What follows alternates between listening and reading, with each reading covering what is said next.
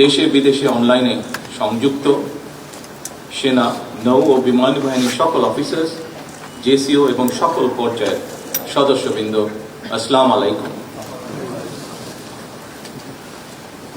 প্রতিরক্ষা এবং প্রধানমন্ত্রী হিসাবে শুধুমাত্র দায়িত্ব পালনের অংশ হিসেবেই নয়, বরং একজন গর্বিত শহীদ সেনা এবং মুক্তিযোদ্ধা পরিবারের সদস্য হিসাবে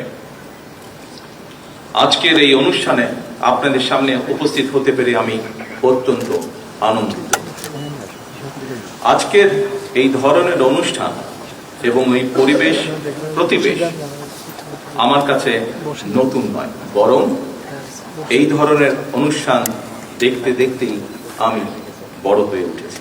সুতরাং আজকের এই অনুষ্ঠানে এসে স্বাভাবিকভাবেই আমি কিছুটা নস্টালজিক।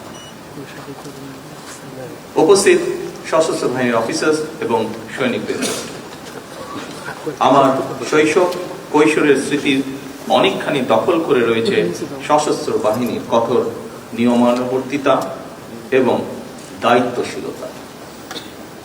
কুচকাওয়াজের শব্দ আর বিউগলের সুর আমার অতি পরিচিত। সেনা পরিবেশেই আমি আমার পিতা, মাতা এবং আমার একমাত্র ছোট ভাইয়ের সঙ্গে বেড়ে উঠেছি।